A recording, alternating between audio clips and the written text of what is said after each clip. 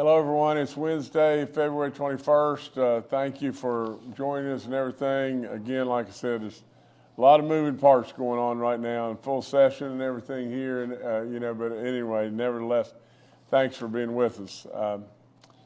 First thing I'm going to start with is a tragedy that happened at Liberty High School in Harrison County. We lost a great young man and everything, but Ryan Lance was working there, and a tragic accident, happened right there on the grounds. And Ryan was the former head basketball coach. He's a current assistant football coach. It is a heartbreaking accident that has happened. And, all I can say is so many of our great folks, are not only teachers, but they're mentors. And they're absolutely folks with wisdom that pass on and have a dedication to children like nobody's business. Kathy and I are surely keeping Ryan and all of his loved ones in our prayers, and we ask that we do this across the state. It's so sad for the school. It's so sad for this great family, and I just hate it. I really hate it. So, in every way, just all of us, please remember Ryan Lance and his incredible family, and all the friends and all the kids at this great school, and all those that work there as well. So thank you so much. We have, and I think this is Kawasaki is coming to the Hatfield and McCoy Trails in southern West Virginia. It is a powerhouse of a partner. These trails they selected to bring their incredible machines to and everything. All this is going on today. Last year we sold 92,000 permits, for folks riding these incredible trails. And so it is working. It's working all around us and everything. But we really appreciate these great folks coming to the Hatfields and McCoy Trails. And I think maybe this is one of their machines, but it is fancy stuff. So, and I know our riders will really enjoy. And not only will our riders really enjoy, but that's our trails there and everything. But it'll bring more and more folks. So thank you again. I'm very proud to announce, and I think Kathy's going to come on here in just a second and everything. But think about communities and schools just 1 second. I've told you this before. I don't have any reason to tell you anything but the truth all the time. But communities and schools, we started out with one county in the state of West Virginia.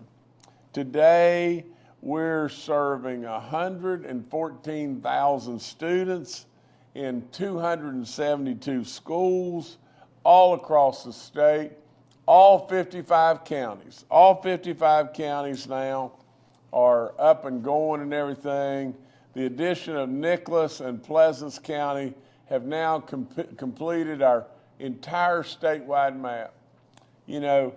I can't tell you enough. And if you entrust in me and everything, you know that I'm going to tell you the truth. I'm going to speak the truth and tell you the truth always. With all in me, and I mean this sincerely as I know how to mean anything, I have never, ever seen a program in our schools, and I'm there all the time. I'm in our schools all the time. Never have I seen a program work like this. In this, really and truly, what you've got going on is you've got kids that are really struggling. Why are they struggling? They may be struggling from the standpoint they're hungry, or maybe they need a coat, or really and truly, maybe they need just somebody to talk to, or maybe things are really bad at home, drugs, or whatever the situation may be. But we're losing them. And not only are we losing them, but by them being maybe disruptive in every way and everything, they're causing problems with others. And all of a sudden, we're getting them back. And absolutely, the success rate is flat believable. And these folks that are working in these schools and everything, God bless them because they're doing God's work. They're absolutely knocking it out of the park for all of us, all the time. I can't possibly be more honest with you. And it's really, really neat to see. And there's so many success stories, it's unbelievable. And now we've even taken another leap. We take a leap that we're bringing therapy dogs to schools. And, you know, I was just in Calhoun County on Saturday. And right over the hill from where we were, the elementary school's there. And I think it was the principal of the elementary school said, is there any way we can get a dog?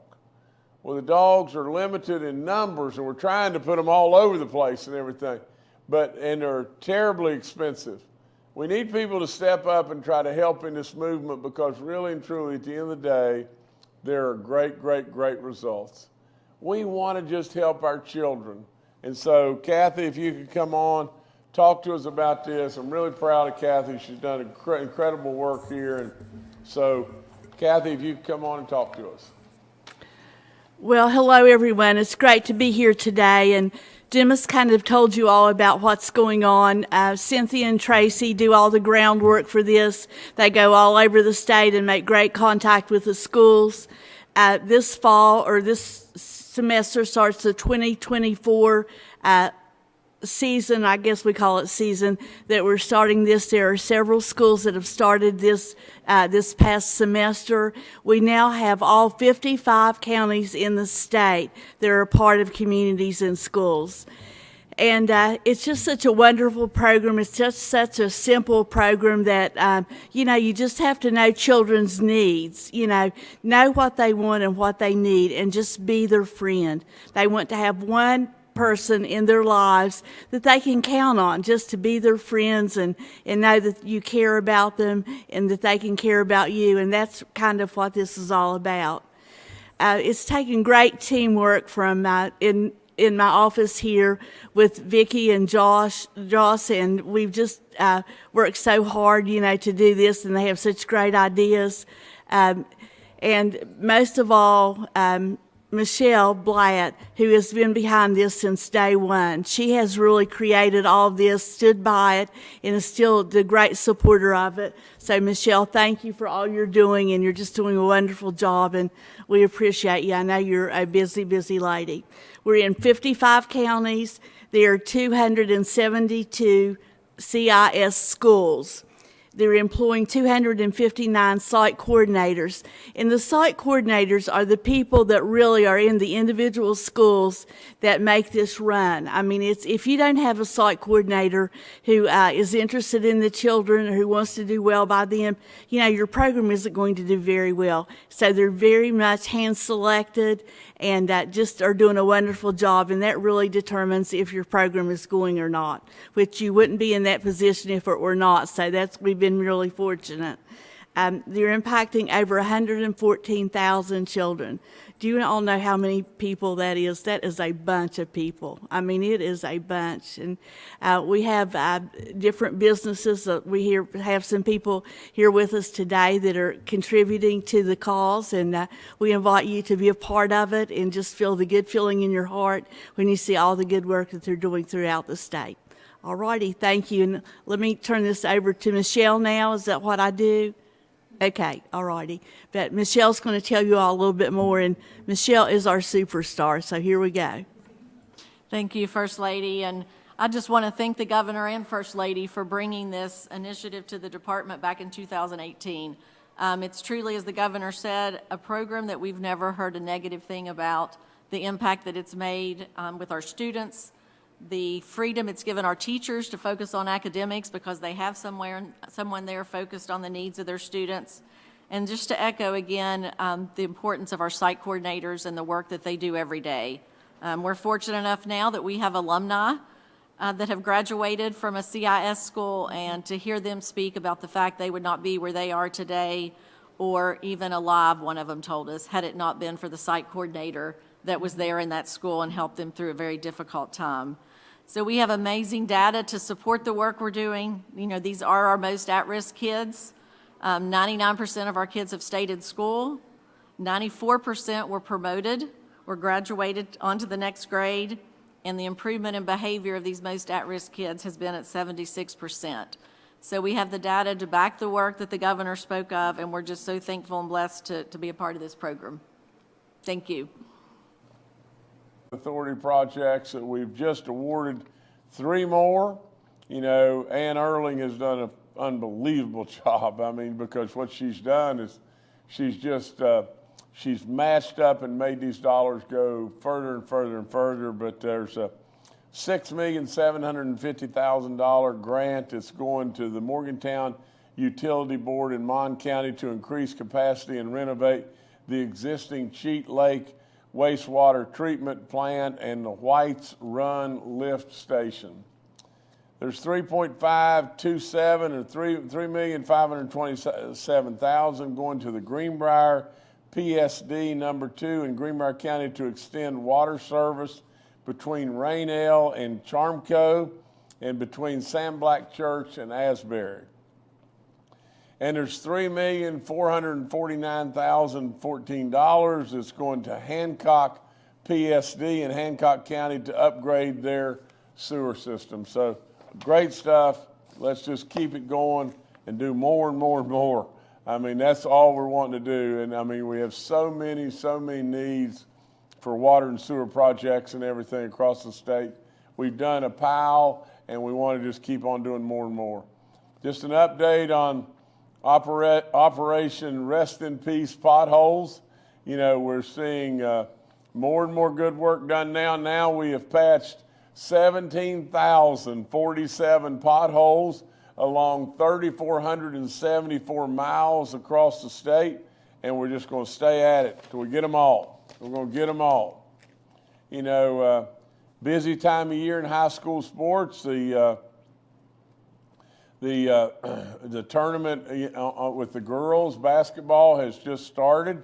You know, we just crowned swimming champions last week. The wrestling championships are a week away. The boys ramp up next week in their tournament and everything. And, you know, and March Madness is right around the corner from a collegiate standpoint. But yeah, busy time in high school sports in West Virginia. And I remind everybody, we've still got some heavy lifting, in my opinion, to get the legislature to move on something that is tremendously important, and that is just this. You know, I don't have any idea why folks aren't talking to me nonstop about just this. We could very well ruin high school sports in West Virginia. We made a real mistake with all this you know, transfer portal stuff that we did last year, and you saw it, you know, to where what we are going to end up doing is building a few powerhouses, and they're going to play teams and end up with scores like 95-3 in football, of all things. I mean, it is ridiculous. It is totally ridiculous, and we've got to find a solution. Now, look, you know, I am not opposed to all of our freedoms that we have, but some way, somehow, if we don't keep some kind of parity between these schools and these teams, you're absolutely going to have exactly what you get. Now, I'm not going to be here that much longer. And really and truly, at the end of the day, you need to remember, you really need to remember where I'm standing and the knowledge that I have about high school sports in West Virginia. Last night, my girls' basketball team played a sectional game against Woodrow Wilson. Now, to be perfectly honest, the way the seeding happened, you know, we shouldn't have probably even been playing each other. But we all said, this is how, you know, this is how it's going to be. And so when that happens and everything, now, you know, Woodrow should have been the number 3 seed. We should have been the 1 seed. We should have been playing Oak Hill instead of Princeton playing Oak Hill. But all that being said, You know, the powers to be said that's the way it has to be. And so that's what we did. We had a great, great atmosphere. The gymnasium was packed. The teams absolutely competed. You know, thankfully from my end and our end, we were able to come out ahead. But we played a team that was equally as good as us in every way. And it was a great night for high school sports with a packed gymnasium in Lewisburg, West Virginia, and literally everybody walked away feeling like, you know, what a wonderful, wonderful experience, a wonderful night. Now, let me just say just this to everybody, especially our legislature right now. We cannot have stuff to where do you really not understand just this one thing. If you play on a team and your team loses that game 95-3 in football, how do you feel tomorrow to get up and to go to school? Really and truly, that's what we're talking about. We're talking about embarrassing kids. We're talking about absolutely doing something that we know better than.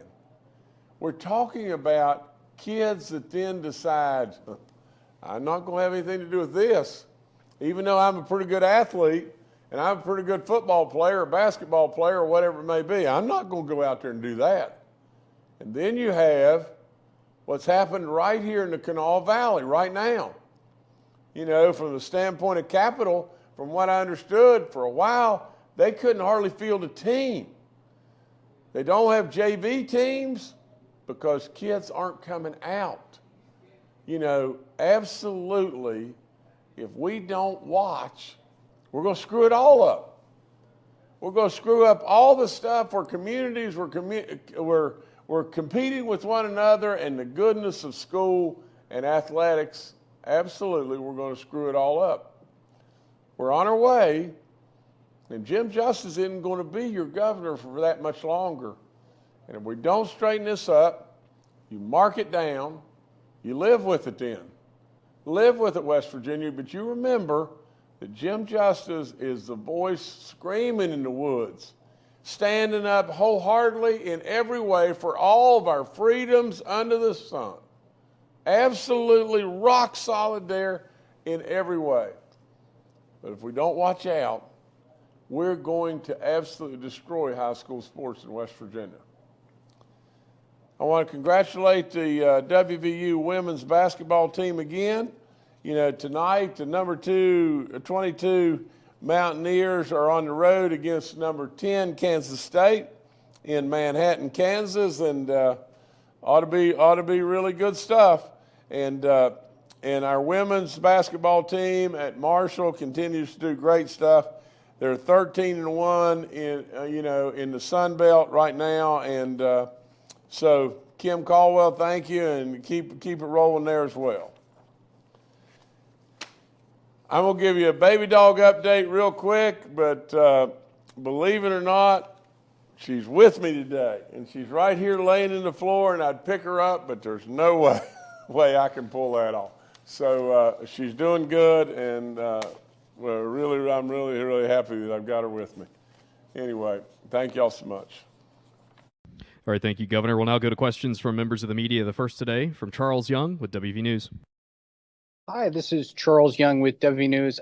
Governor, I wanted to ask you about a bill that the Senate Finance Committee approved yesterday. This bill would allow counties to impose a $1 tourism activity fee on certain things. This would be everything ranging from ski lifts to whitewater rafting. And that money would go towards EMS and emergency services. I know we've been looking for a more permanent funding source for our EMS services. What do you think about that idea of a $1 tourism fee? It's a tax, isn't it? I mean, that's all there is to it. It's just an additional tax on tourism and everything, but I'll look at it. I'll look at it when it comes down and go through it all as best I possibly can, but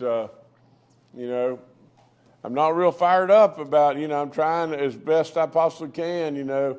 I've got, tax cuts that are right up there right now. in regard to our seniors and you know, trying to help out our vets, trying to help out our kids and everything, trying to help people with child care and stuff like that. And, you know, I'm all about cutting the taxes and everything. It may not be anything that is going to hurt much at all and everything, but I need to get it down and take a look at it.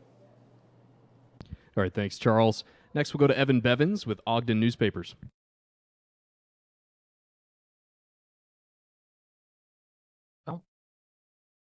Sorry about that. Thank you, Governor. Just was wanting to get your thoughts. I believe it was yesterday, the House amended a bill that would have eliminated the tax reduction on Social Security income and made it a 3-year phase out. Does that still meet your goal, or what do you think about that change? I think that's a step in the right direction, but you know, I think really and truly we surely to goodness got the money to be able to do this all right now.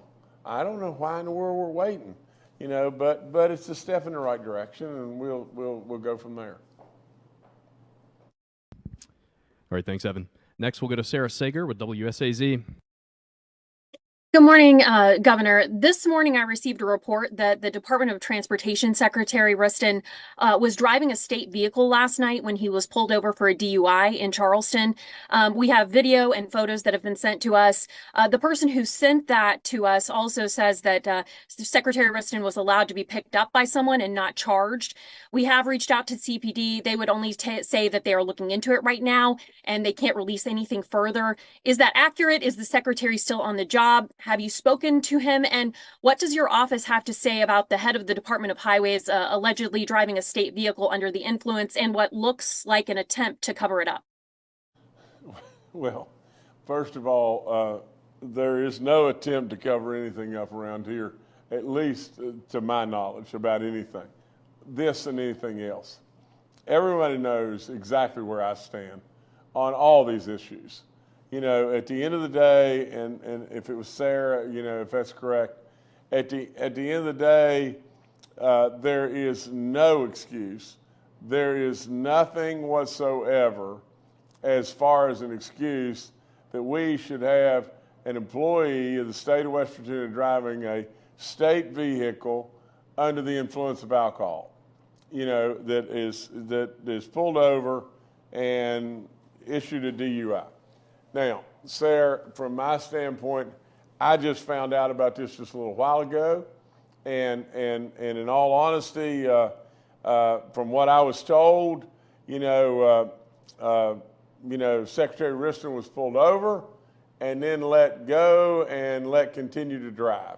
And so if that be the case, I'm sure the police, you know, did their job properly, and from that standpoint, to say he was pulled over and he was issued a DUI or whatever like that, from what I know right now, that's not the case. But you know how I feel about stuff like this, and we'll get to the bottom of it for sure. All right, thanks, Sarah. Next, we'll go to Mark Curtis with Nexstar Media. Good afternoon, Governor, and everyone else. Governor, I'm standing outside the Senate chamber where the chamber just passed on a unanimous 34-0 vote the Senate Bill 543, the one to rein in PEIA and the pharmacy benefit managers. As you know, we've done a series of reports regarding CVS getting paid $700, the very same drug and dosage and number of pills, maybe Fruth gets only paid $300 for, and whether that kind of arrangement through PEIA is a waste of taxpayers' money. So I'd like to get your reaction to this, and where do you stand on this bill, and how would you like to see the problem addressed? And are you concerned that we may be have wasted millions of dollars on PEIA drug payments or overpayments? Mark, forgive me, but you're kind of cutting in and cutting out and everything. But I think I've got enough of it to know just this, that, let's just let the bill get all the way through the process. Let's absolutely get it completely vetted and everything. You know, I'll promise you, I really have a lot of confidence in the Senate and the House.